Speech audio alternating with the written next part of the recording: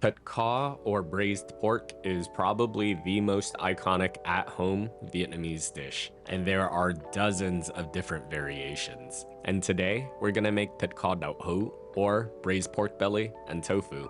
This is a dish that my mom used to make a lot because adding in the tofu provided a cheap way to feed our whole family, making it more substantial and making it somewhat healthier, but not really. Tofu does an incredible job of absorbing whatever sauce or flavor it's cooked in, and this caramelized sweet and savory sauce makes every bite of chewy tofu and tender pork belly absolutely perfect. And when I think of Vietnamese comfort food, there's nothing quite like braised pork. So do me a favor and make sure you like, comment, share, and save this video. All right, y'all, remember to wash your hands.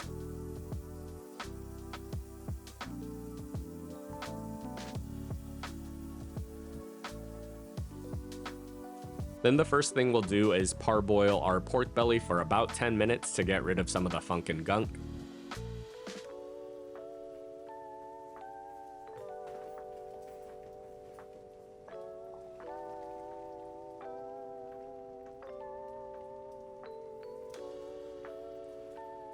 Then I'll just drain, then rinse with cold tap water to scrub away any remaining scum.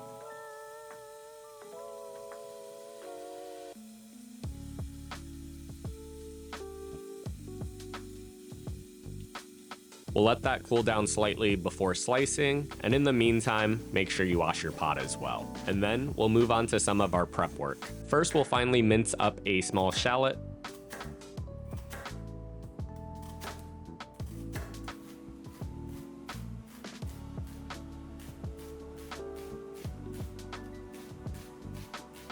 And then I have some green onions that I'll chop up to use as a garnish.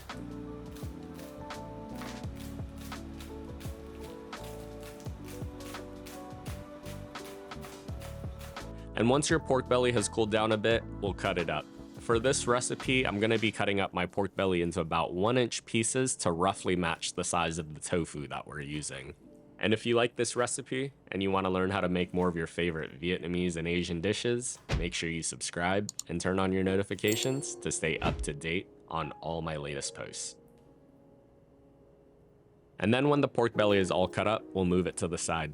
Now, the base for any Thit Kho dish is Nuoc Mau, which is directly translated to color water. But basically, it's a Vietnamese caramel sauce. The Nuoc Mau will give us the Thit Kho's iconic color and sweetness. So to a pan on medium-low, I'm gonna add in about half a cup of sugar. I'm gonna occasionally stir this around, making sure not to burn it, and eventually the sugar will turn a dark amber color.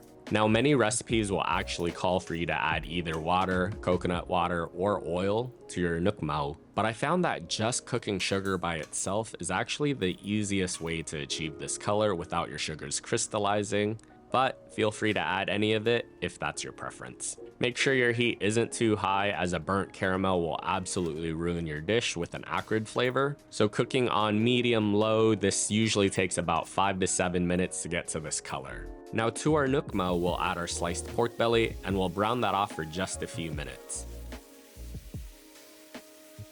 You'll notice that your caramel might start to harden and clump up just a bit, but that's perfectly normal since we didn't add any liquid. Eventually though, that sugar will dissolve as we continue to cook our pork. Now once our pork has browned, we'll add in our minced shallots and a heaping tablespoon of minced garlic. And if you've watched my previous videos, you know that I like mincing my garlic in bulk in the food processor, so that I always have it handy.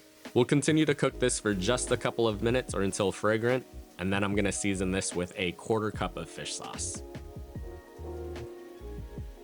To that, we'll add in a whole can of Coco Rico, which will add a subtle sweetness as well as help tenderize the pork. If you don't have Coco Rico, you can substitute with coconut water, regular water, or Sprite. Just make sure that you adjust your seasonings accordingly. I'm gonna bring this up to a boil.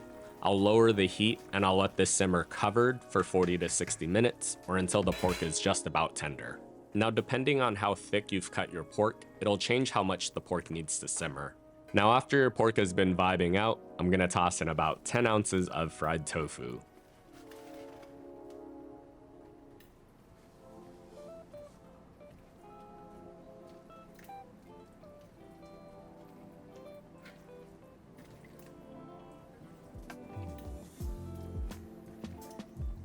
Also add in 2 whole Thai chilies for some heat, and then I'll let the tofu simmer in the sauce for another 10 to 15 minutes to allow it to really soak in all of that flavor. And then I'll add some black pepper and make any final adjustments to the seasonings, and then it's time to plate.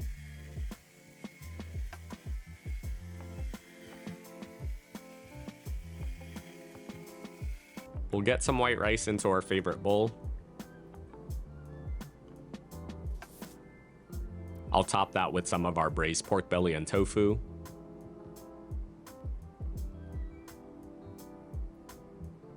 And don't forget to spoon over some of that delicious sauce.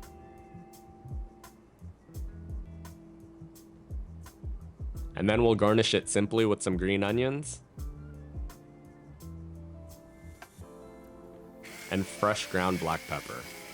Serve this with your favorite soup like gan rau dai or some steamed veggies to make it a complete meal. And just like that, you've made Thit Kho Dau at home. As always, the printable recipe is on my blog at feedthepudge.com. And if you've made it this far, let me know in the comment section what your favorite comfort food is. Thanks for watching, and I hope you enjoy. Thanks for watching, and I hope you enjoy.